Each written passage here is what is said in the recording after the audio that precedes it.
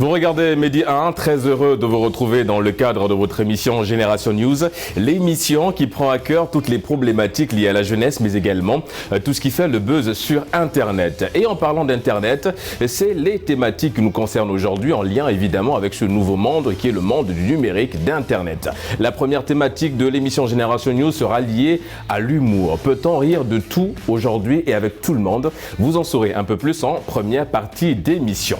En deuxième partie d'émission, mes invités et moi, ils sont là avec moi évidemment sur ce plateau. Nous allons nous consacrer sur la création des vidéos amateurs. Quelle place aujourd'hui accorder à ceux-là qui nous font rire tous les jours sur le web ou sur d'autres plateformes? Vous en saurez également un peu plus en fin d'émission avec mes invités. Ils sont là. Fabrice, vous êtes étudiant en gestion des entreprises. Merci d'avoir répondu à nouveau à l'invitation de Génération News. Merci pour l'invitation. Et nous remercions également nos amis du web. Ils sont là. Negin, vous êtes humoriste web. Merci évidemment d'avoir répondu à l'invitation de Génération News. Merci Régis pour l'invitation. On termine cette phase de présentation avec notre ami Darius. Vous êtes créateur de contenu, danseur professionnel. Vous avez tellement de casquettes, évidemment Darius, mais on va prendre celles qui nous concernent aujourd'hui. Merci en tout cas d'avoir répondu à l'invitation des médias. Merci Régis pour l'invitation, c'est un honneur. Les amis, nous allons tout de suite entrer dans le vif du sujet. La thématique qui nous concerne aujourd'hui, ça vous concerne également, les amis Darius et Negin. On parle de l'humour. Peut-on rire de tout avec tout le monde? C'est la thématique sur laquelle nous allons nous accrocher tout au long de cette émission. Mais avant d'entrer en profondeur, Darius, vous êtes évidemment dans ce domaine-là, vous faites rire, mais c'est un rire assez exceptionnel parce que au-delà de la danse, vous êtes danseur professionnel, mais dans votre chorégraphie, il y a beaucoup d'humour. Est-ce que vous êtes conscient un petit peu de l'impact que vous avez aujourd'hui sur les internautes, sur les gens qui vous regardent derrière, et comment ça se passe dans le fait aussi, dans cette responsabilité que vous avez, qui est de faire rire? Comment ça se passe? Est-ce que vous êtes conscient de ça? Vous en êtes conscient? Oui, je suis conscient, mais pas totalement. Parce que souvent, quand j'analyse les choses, je suis souvent surpris. Je suis souvent surpris des retours que j'ai par rapport aux vidéos. Et je reçois souvent des messages très positifs chaque jour. Ouais. Et j'en suis quand même très, très surpris. Parce que c'est des messages reçus, envoyés par des personnes du troisième âge. Ah, d'accord. Et j'en suis très surpris. Oui, en général, c'est pas votre cible, le troisième âge. Oui, c'est pas souvent ma cible, parce que ça m'étonne souvent. Parce que tu peux être là en faisant des vidéos et on te dit que voilà, j'ai un ami qui m'appelle pour me dire qu'il y a ma mère qui regarde tes vidéos, il y a mon père qui regarde tes vidéos, il rit souvent et ça fait beaucoup plaisir. Et donc, je suis déjà là, j'ai établi un système de production de vidéos très régulier. Par exemple, je dois publier plus de contenu par semaine. Par exemple, trois vidéos par semaine. Oui, parce que c'est là un peu votre, on va dire, le côté un peu dur de ce que vous faites, au-delà de faire rire. C'est justement, comme on dit, le plus dur, c'est pas de venir, c'est de se maintenir. Exactement. Donc, c'est de pouvoir garder en haleine l'internaute derrière avec les vidéos que vous publiez, évidemment. Mais il faut savoir que déjà, les internautes, ceux qui nous regardent, sont ils se lassent très vite. Oui. Donc, si tu n'es pas, on va dire, actif dans ta production de contenu, on peut vite t'oublier. Donc, il faut toujours être constant pour garder un bon rythme et puis... Ouais, c'est surtout que vous êtes nombreux aujourd'hui maintenant, les humoristes web, il y en a tellement aujourd'hui. Et si Darius n'est pas constant dans la production, automatiquement on peut verser chez Negin. Chez d'autres. Voilà. Et en parlant de ça, justement, on va le faire. Negin, on va verser sur toi, on va aller vers toi évidemment. Mais c'est vrai que toi également, tu es beaucoup plus dans l'humour. C'est-à-dire que tu as un courage énorme que je salue aujourd'hui sur le plateau de Génération News. En tout cas, on est très heureux, très content de vous avoir tous les deux parce que vous êtes très suivis, vous faites des belles choses sur Internet.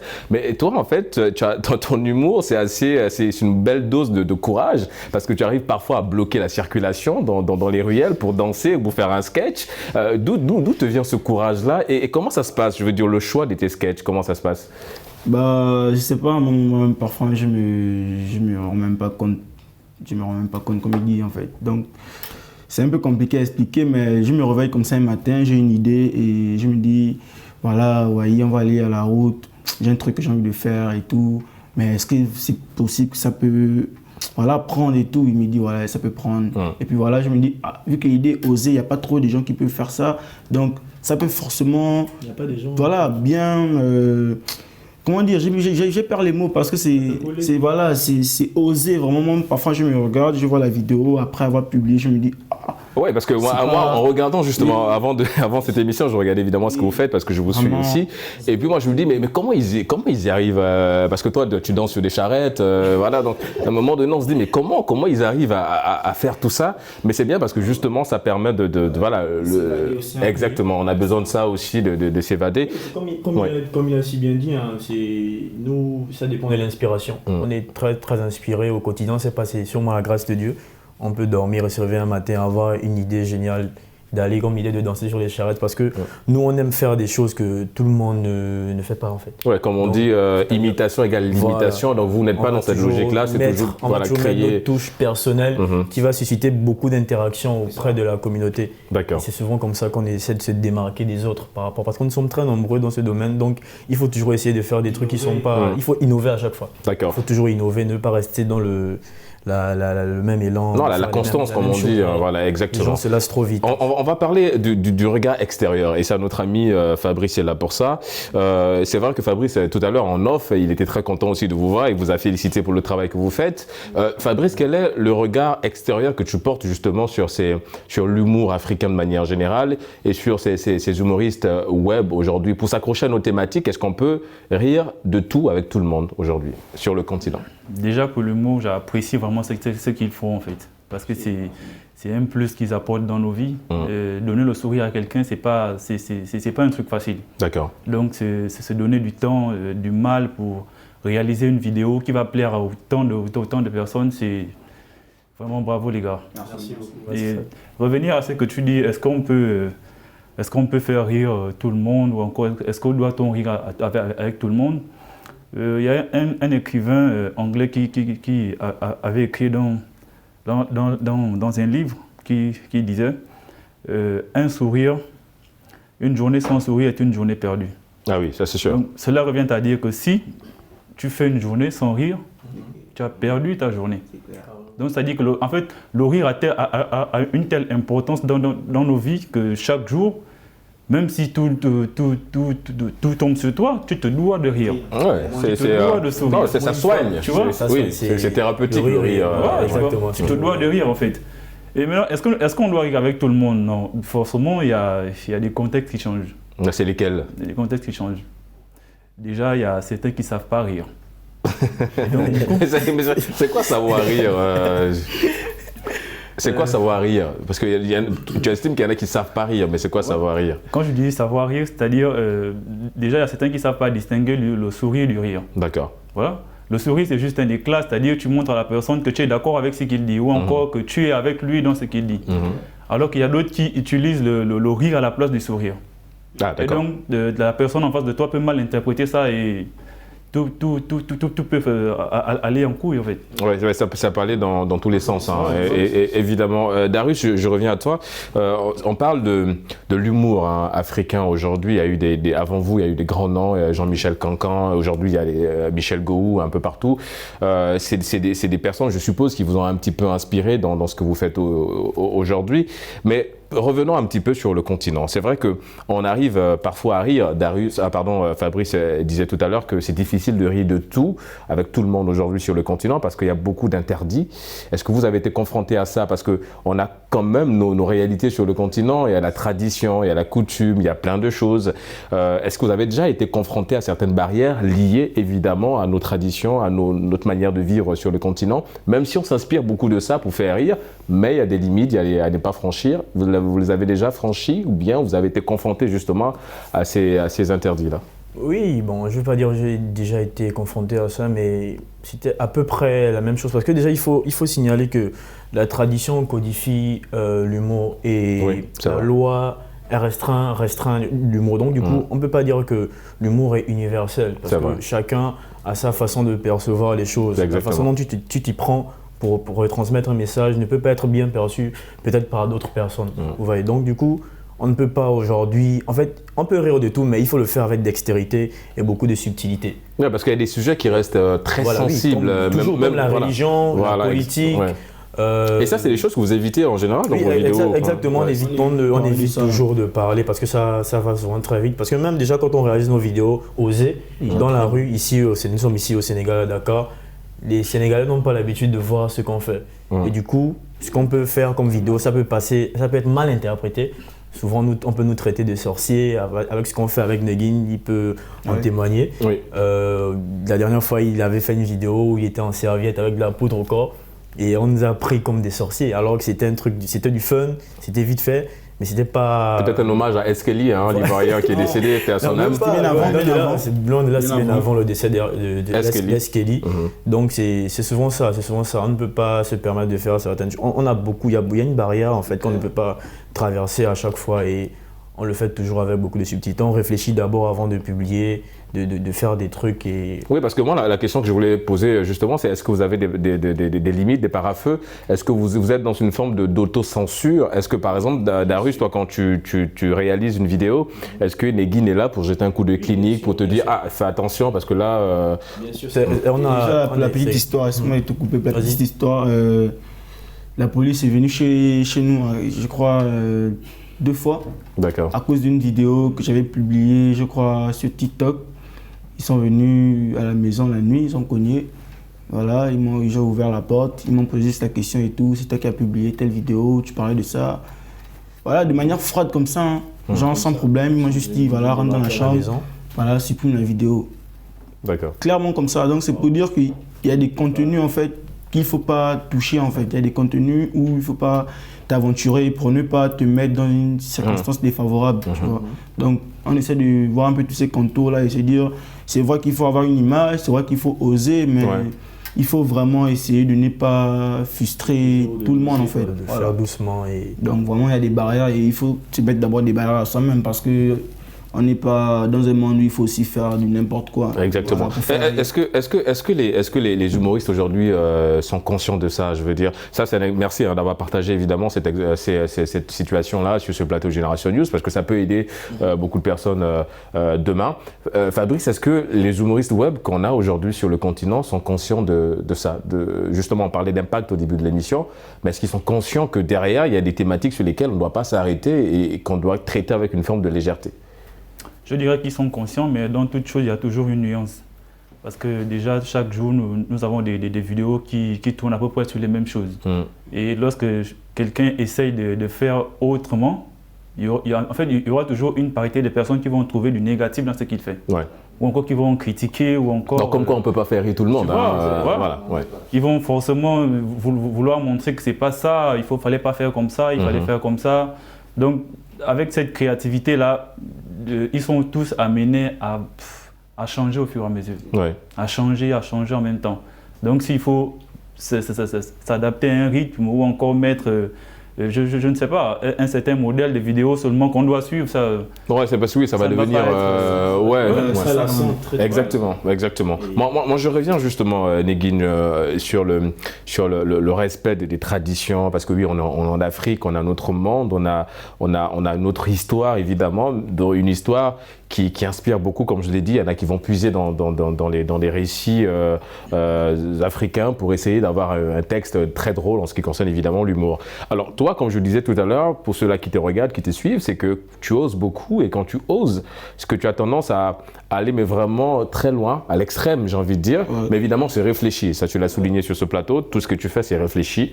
Par exemple, tu as tendance à danser sur un rythme qu'on appelle le djembe je crois, au Gabon. Sur ce rythme qui est propre à une culture bien précise, c'est des Mienins au Gabon.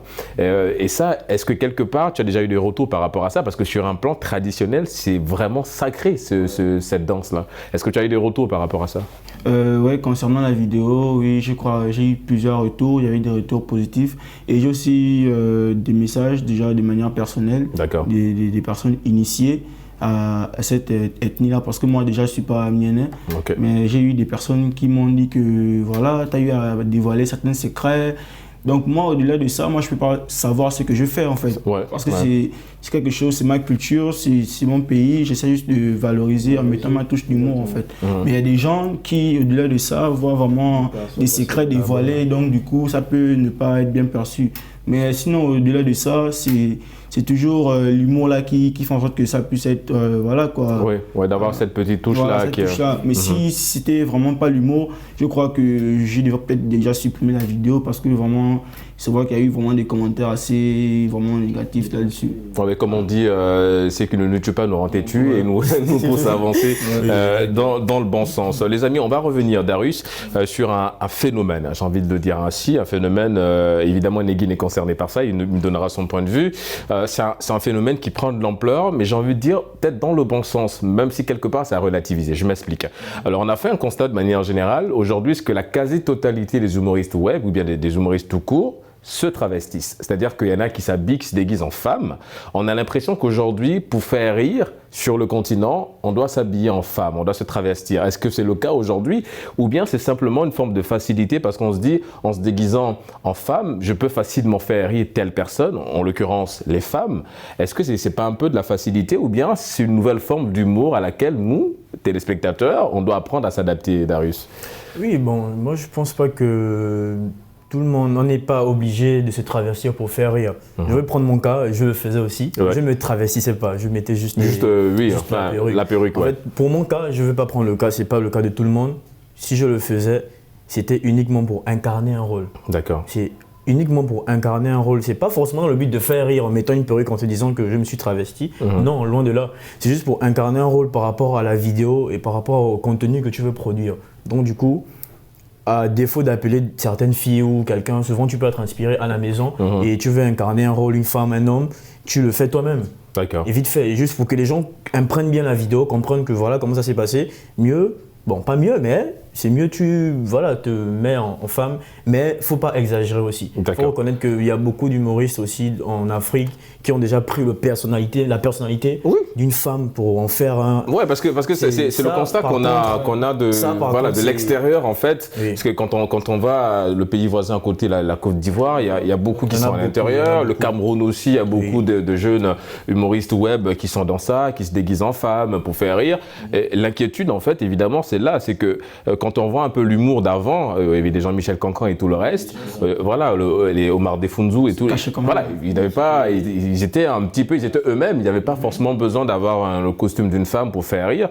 Et donc l'inquiétude, c'est ça, parce qu'on a une génération aussi qui arrive derrière, le petit frère qui va venir, qui va se dire, ah tiens, mais si Darius arrive à faire rire, est-ce que c'est normal? Oui. Donc l'inquiétude, il est un peu là. Negin, quand je disais que tu es un peu concerné, bon, c'est évidemment parce que tu es beaucoup dans ça, mais je pense que c'est un peu à l'image de de Darius, que toi tu joues un personnage tout simplement, et ce personnage-là, c'est peut-être tu t'inspires de ta mère pour faire rire.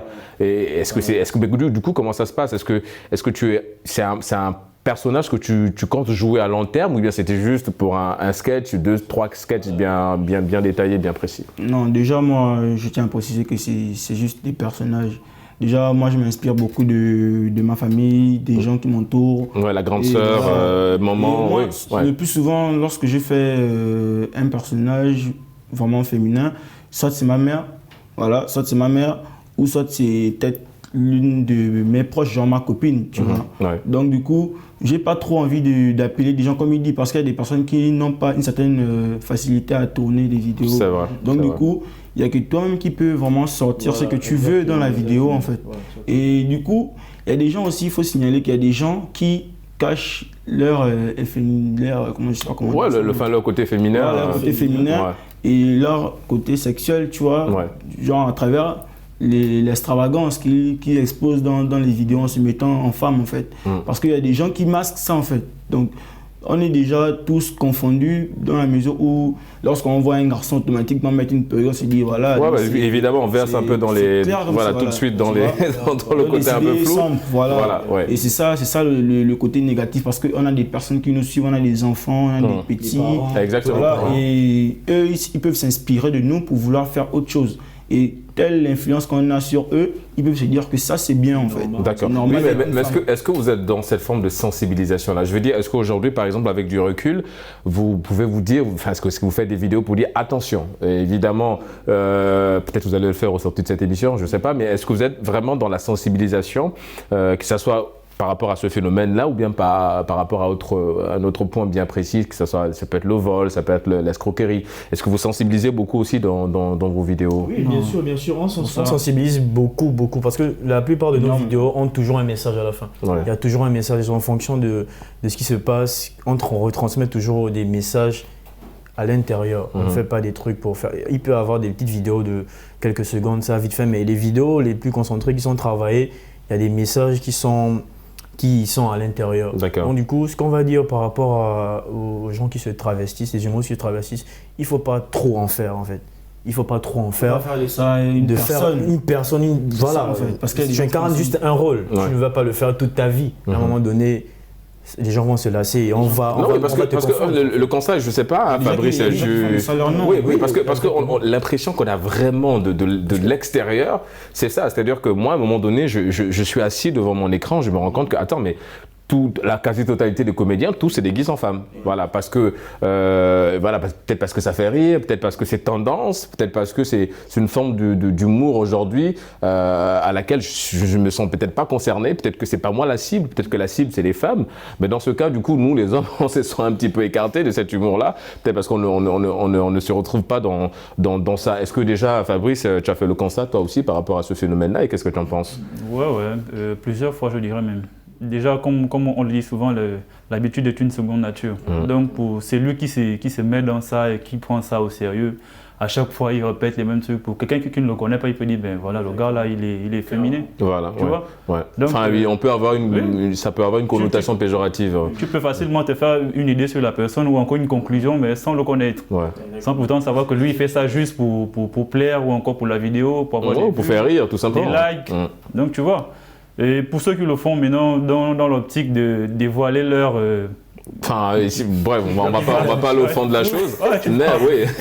Bon, comme il a dit, peut-être qu'il y en a qui sont dans cette optique pour faire passer un message ou camoufler certaines choses, mais on va pas rentrer dans les détails, les amis.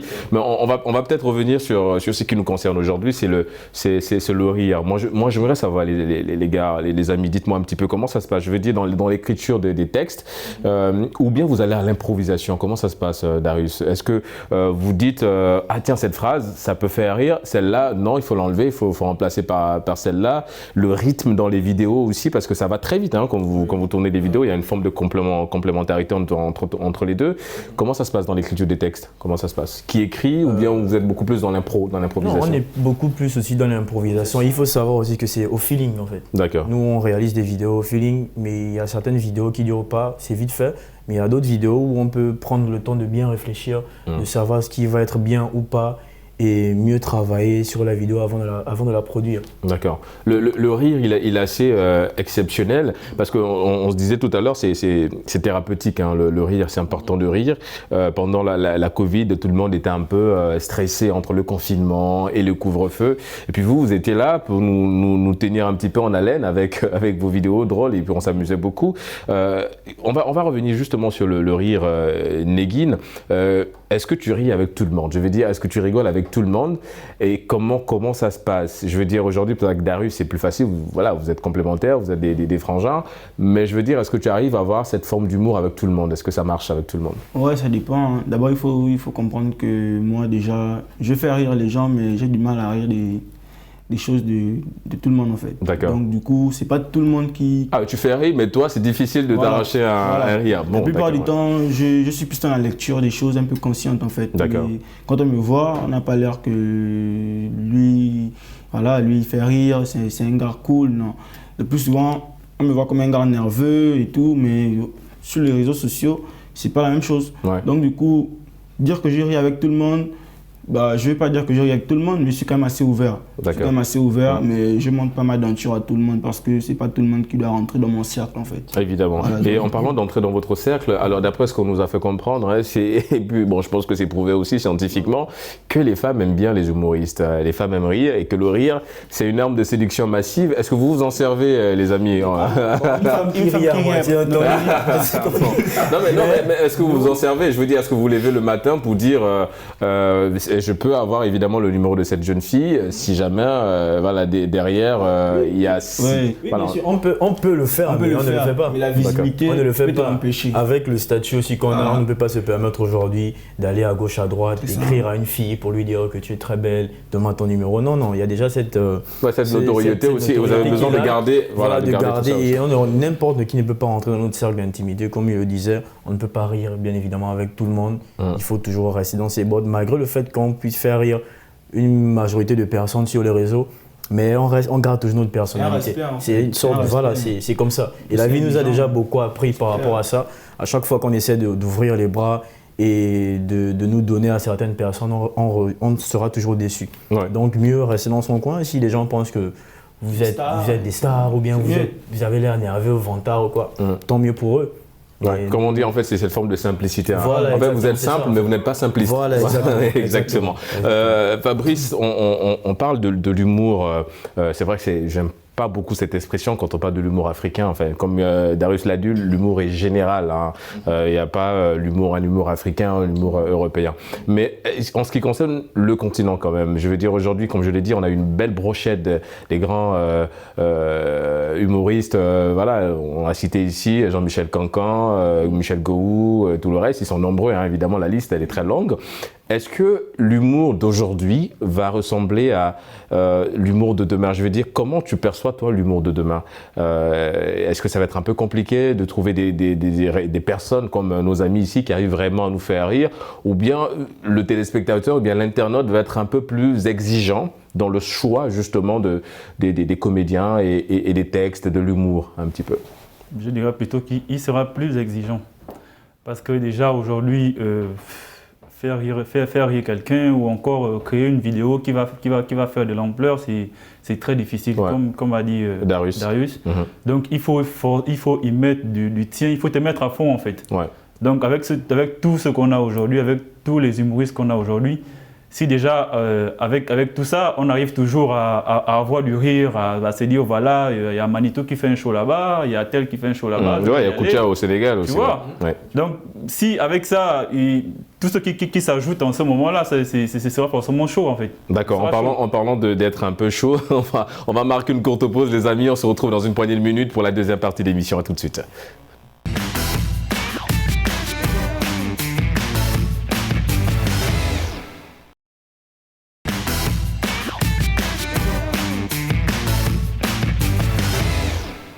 De retour sur le plateau de Génération News pour la deuxième et dernière partie d'émission. Nous allons tout de suite, en lien évidemment avec la première thématique, nous intéresser aux vidéos amateurs. Quelle place aujourd'hui accorder à ceux-là qui sont derrière ces vidéos-là sur le continent? Fabrice, évidemment, quand tu consommes ces genres de vidéos, les vidéos amateurs sur Internet, que ce soit Facebook, Instagram, Twitter, qu'est-ce que tu penses de ces vidéos amateurs-là?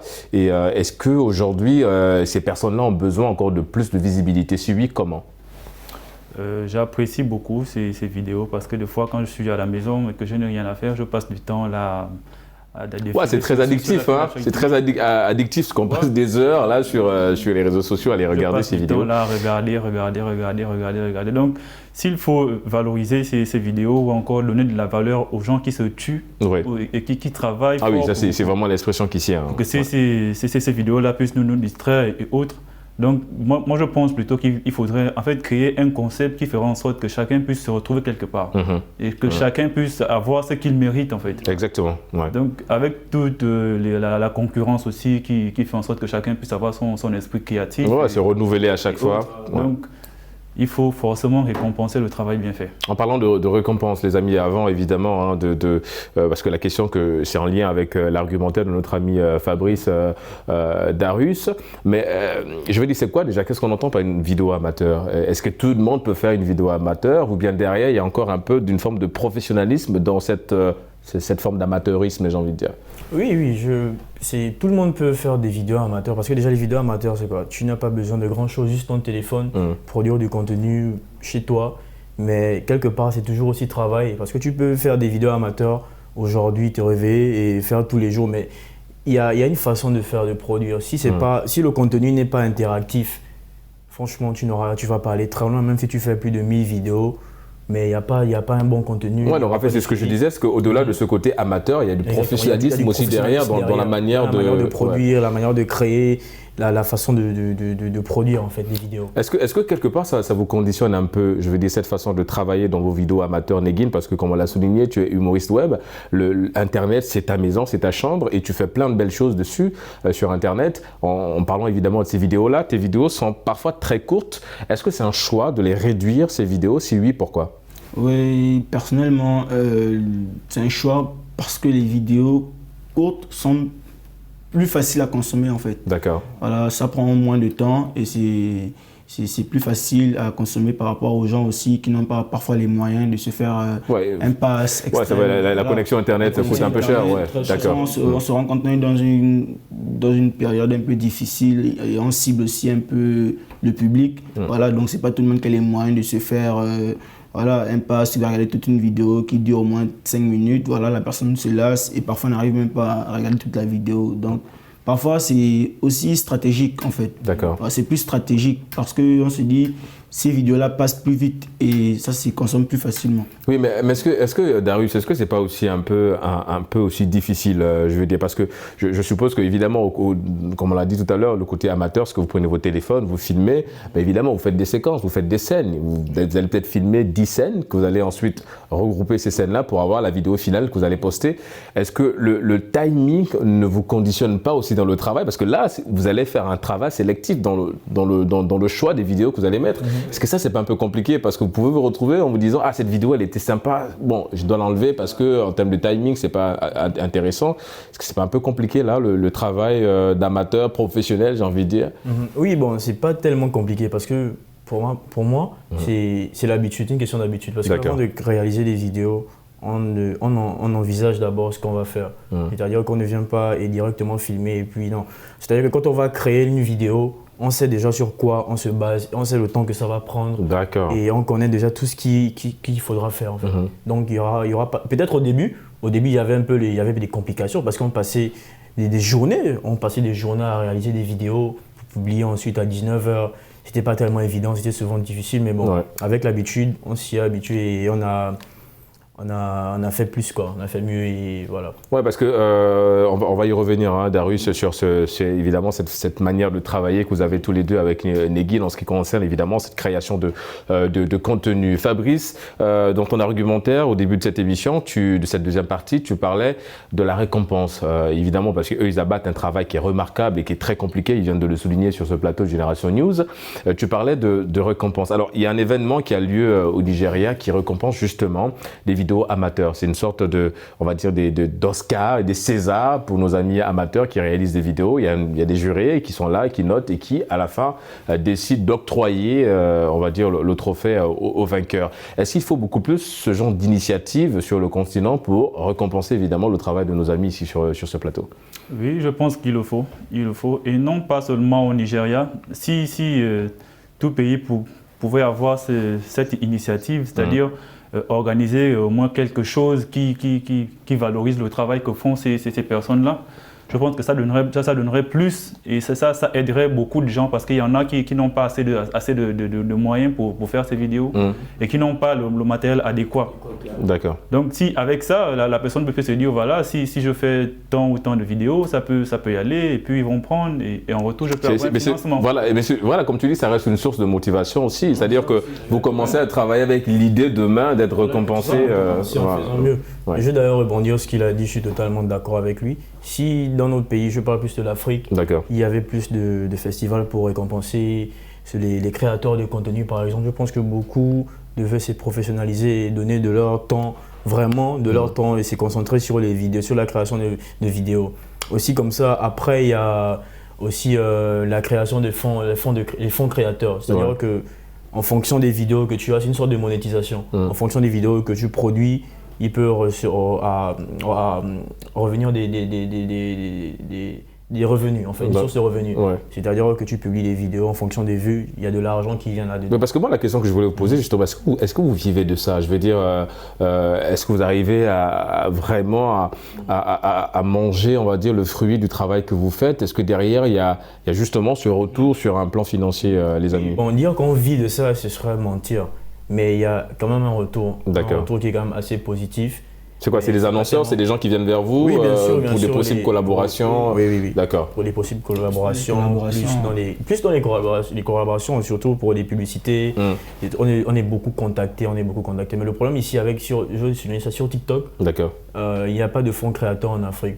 C'est-à-dire qu'il y a aux États-Unis, il y a des créateurs de contenu qui s'appellent des maisons, des voitures. Oui, c'est ça. Bon, on a l'impression qu'en fait, vous êtes un peu relégué au rang de... Non, on est marginalisé, bien sûr. Voilà, c'est ça. Il n'y a pas cette notoriété, cette reconnaissance justement du travail que vous faites. C'est ce à quoi vous êtes confronté aujourd'hui, Negin, c'est cette absence un peu de reconnaissance du travail que vous faites. Ouais, c'est vrai, hein. Déjà en termes de communauté, je sais pas, j'ai pas encore vu genre une nomination, genre de nos noms quelque part.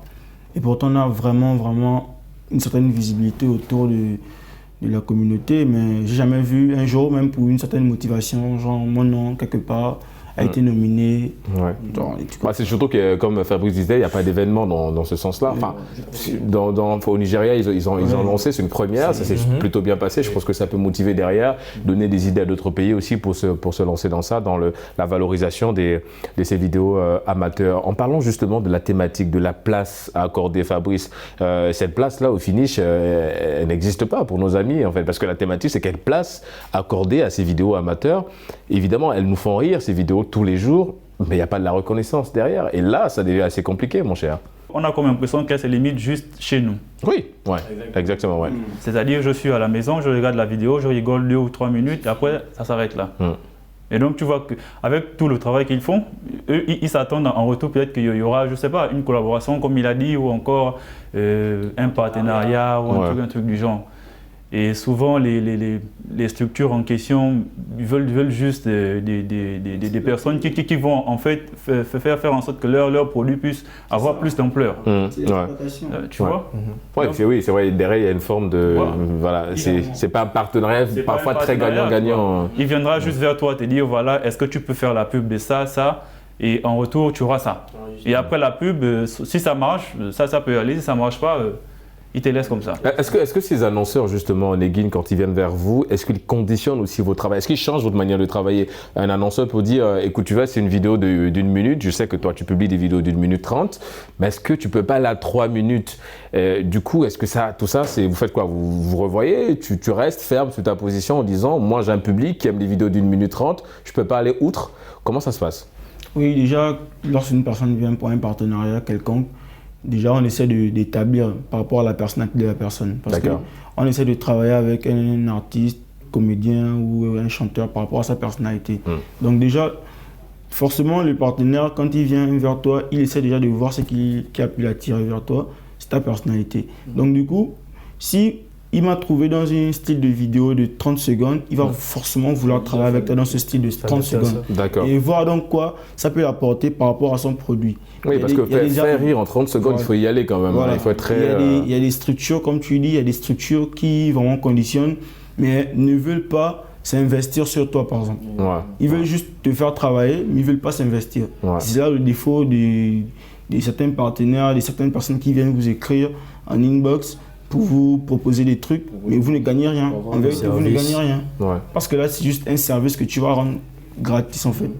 Et c'est là le défaut vraiment du travail qu'on fait. Oui, parce que c'est évidemment des vidéos amateurs, on l'a dit, hein, ça vous prend du temps. Le téléphone, visiblement, c'est l'outil par excellence. Hein, mais je veux dire maintenant, en ce qui concerne l'assemblage des séquences, comment ça se passe? Est-ce que vous travaillez sur des applications, sur l'ordinateur? Comment ça se passe ce travail-là? Oui, pour les assemblages de vidéos, on travaille sur le téléphone, vite fait, souvent sur l'ordinateur pour avoir une meilleure résolution de vidéo. Donc on s'y met, on y va et on le fait sur ordinateur, sur des logiciels. Mais la plupart du temps, c'est sur le téléphone. Oui, mais est-ce que là aussi, ça vous conditionne un peu sur le choix du téléphone aussi à avoir? Bien sûr. Il faut savoir qu'on... On ne va pas citer les marques ici, mais évidemment, ça vous conditionne. D'accord. On se connaît au quartier. On sait très bien qu'aujourd'hui, Non seulement pour avoir de l'interaction avec le public, il faut produire du bon contenu, contenu de qualité, je veux dire. D'accord. C'est-à-dire qu'il faut avoir un bon téléphone pour produire du bon contenu pour que ça soit mieux apprécié. Parce que tu peux être humoriste aujourd'hui et créer une vidéo sur n'importe quel réseau. Tu publies la vidéo est floue, on ne te voit pas bien, on ne comprend pas ce que tu dis. Donc les gens tout de suite ne vont pas te prendre au sérieux. Alors que si tu viens proposer du contenu de qualité, l'image est nette et tout est propre, là, ça t'augmente encore même ton audience. Ouais, parce qu'en général, vous, les créateurs de contenu, vous êtes beaucoup plus avec le téléphone à la marque, la pomme derrière. Bien sûr, bien sûr. Oui, évidemment, pour la résolution, la qualité de l'image. On va revenir sur un point que tu as souligné, Fabrice. Évidemment, ce côté un peu restreint de ces vidéos amateurs. Le fait qu'évidemment, comme on l'a souligné, la vidéo, je la regarde, mais elle ne reste que dans mon cercle, à moi. Elle sort difficilement. Il y a un point aussi que Negin a développé en parlant de communauté.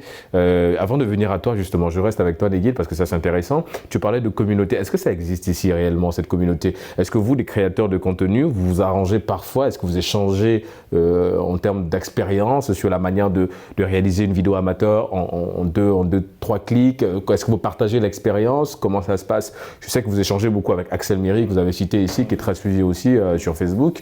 Lui, la manière de travailler aussi dans la création de ses contenus. Est-ce que vous échangez par rapport à ça? Est-ce qu'il te donne des astuces? Comment ça se passe? Est-ce qu'il y a une vraie communauté des créateurs de contenu au Sénégal? Quand on sait qu'ils sont nombreux, oui, mais est-ce que vous vous retrouvez pour partager et échanger?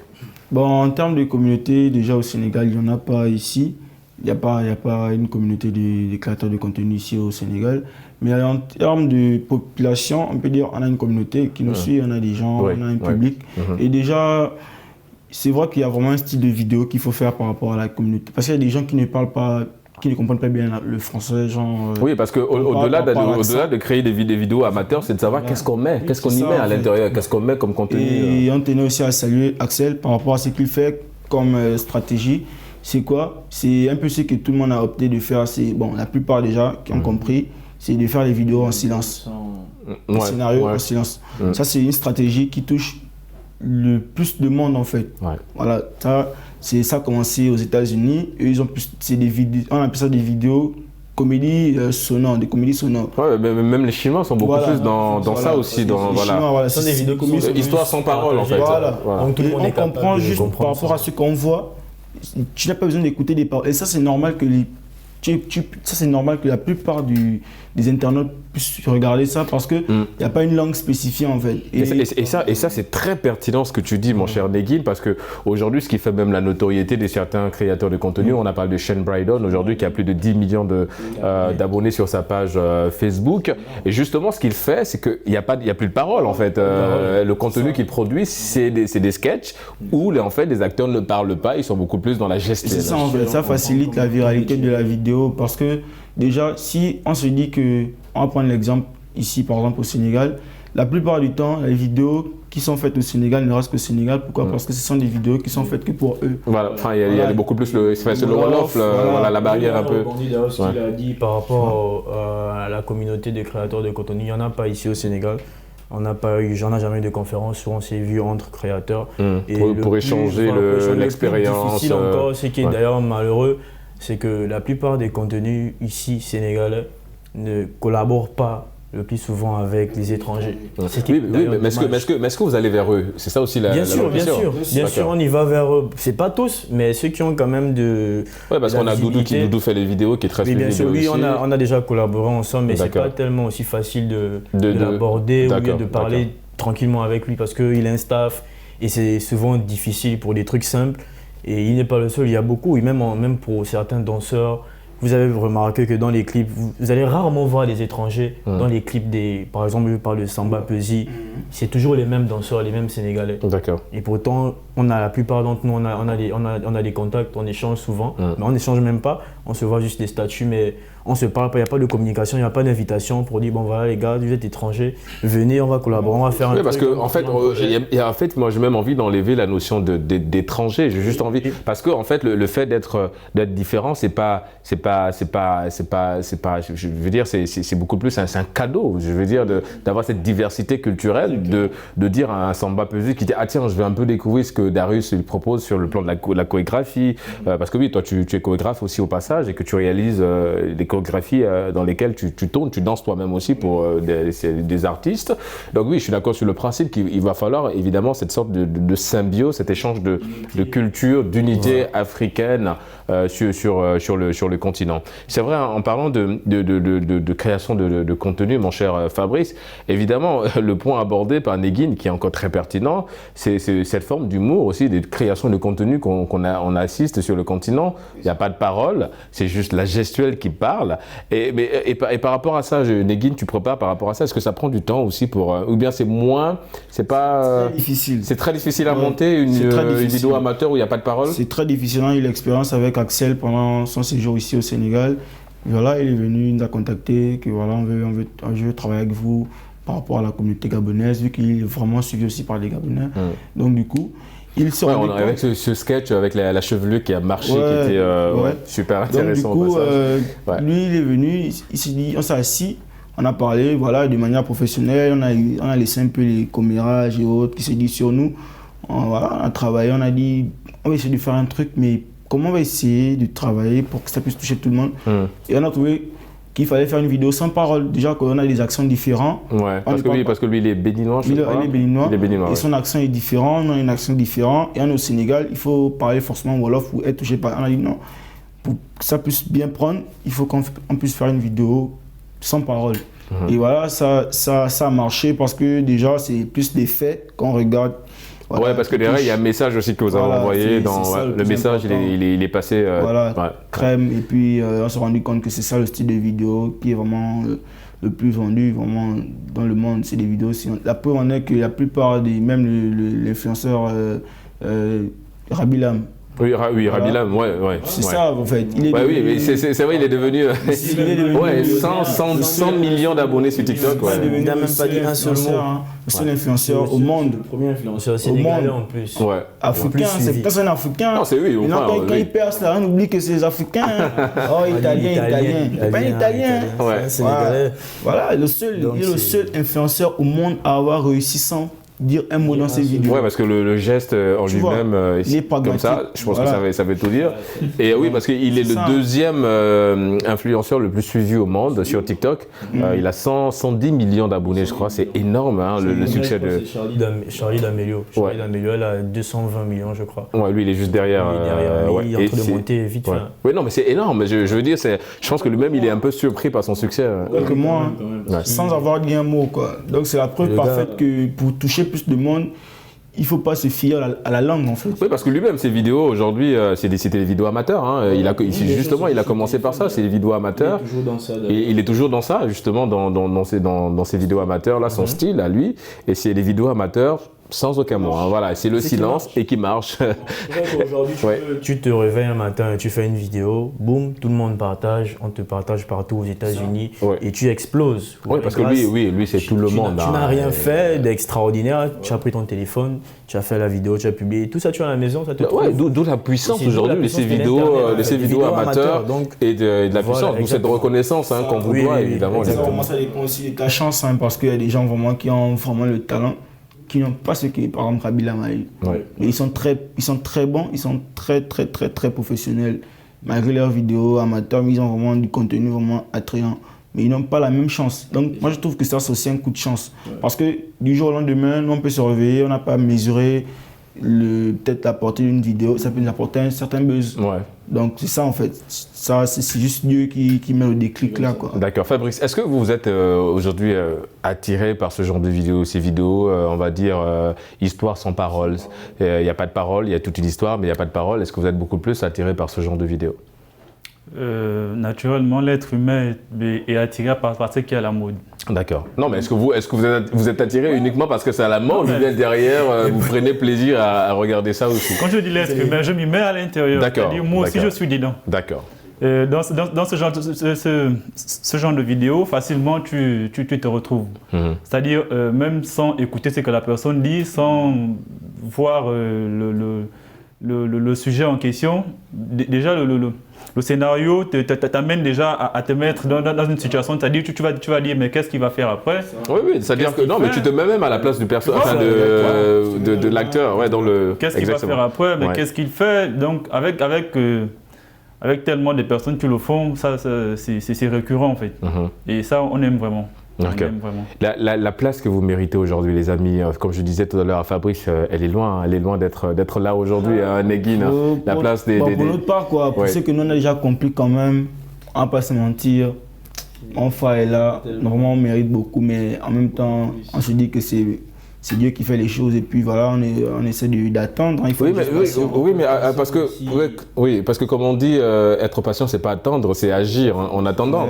Mais est-ce que vous le faites? Est-ce que vous agissiez derrière en attendant que évidemment tout se passe bien? Est-ce que vous allez vous-même vous pouvez donner le là? C'est-à-dire que vous aujourd'hui avec l'influence, la notoriété que vous avez sur les réseaux sociaux, parce que oui, on le rappelle, vous êtes très suivi sur les réseaux sociaux, les vidéos que vous faites sont virales un peu partout sur les réseaux sociaux.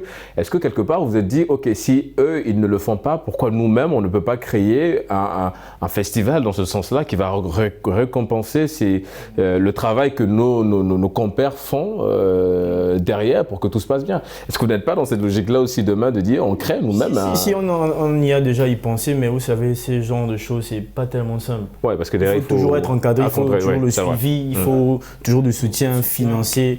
Sans ça, malgré la notoriété qu'on a, on ne pourra pas accomplir ça totalement en fait. Ouais, les portes sont totalement fermées, les guides. Oh, ça c'est clairement. Surtout que nous sommes à l'étranger, déjà dans un pays extérieur, c'est difficile de se démarquer en termes. C'est vraiment difficile de voir quelqu'un qui sort du pays et réussit à assembler vraiment plusieurs communautés sur ces pages. Vraiment, c'est très difficile. Et ça, les gens doivent ok, d'accord. Vous êtes Gabonais de nationalité. Est-ce qu'au Gabon, cette notoriété, vous l'avez aussi? Est-ce qu'il y a cette forme de reconnaissance du travail de vidéo que vous faites, ces vidéos amateurs, et de l'humoriste que vous êtes aussi au passage? Oui, en termes de reconnaissance, je ne vais pas dire... ça dépend d'abord de la reconnaissance. D'accord. Parce qu'il y a des gens qui nous écrivent. Moi, personnellement, les gens m'écrivent pour me remercier en fait le travail. Déjà la vidéo dont tu parlais, l'artiste en question m'a vraiment écrit, elle m'a écrit pour me remercier. Vraiment, elle m'a même dit que si j'étais au Gabon, elle devait m'inviter chez elle. D'accord. Voilà, avec son mari et tout autour de, parce que vraiment son mari, ses enfants, ils ont vraiment rigolé. Voilà, ils ont regardé la vidéo en boucle. Tu vois, ce genre de choses, c'est une certaine reconnaissance. C'est pas forcément de manière financière, tu vois.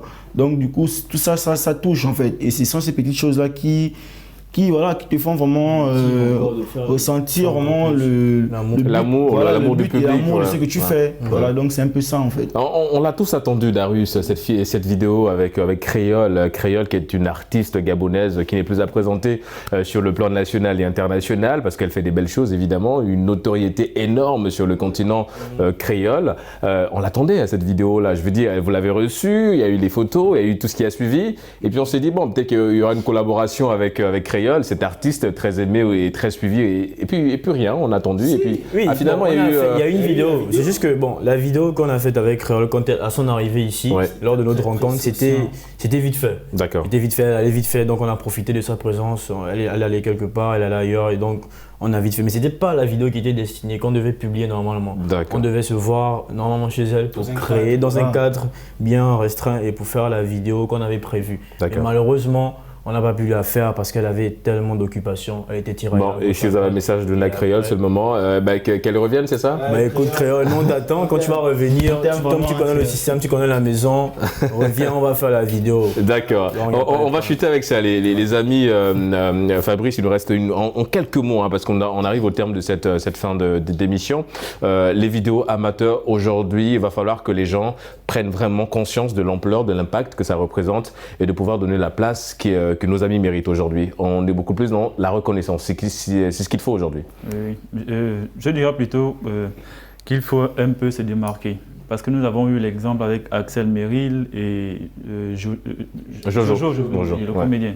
Ils ont commencé ici au Sénégal et ensuite ils ont développé ailleurs. Et aujourd'hui, on voit que ça marche très bien pour eux. D'accord. C'est-à-dire qu'ils arrivent à vivre de ça et à faire leurs affaires avec.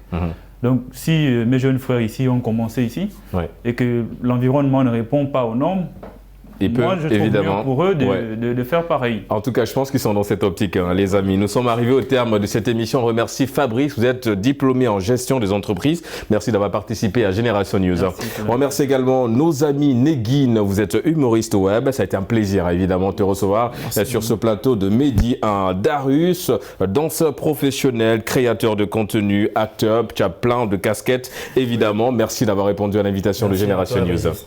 Et c'est la fin de cette émission. On se donne évidemment rendez-vous la semaine prochaine pour d'autres thématiques liées à la jeunesse. Et d'ici là, n'oubliez pas, quoi qu'il arrive et quoi qu'il advienne, gardez le sourire en compagnie de nos programmes.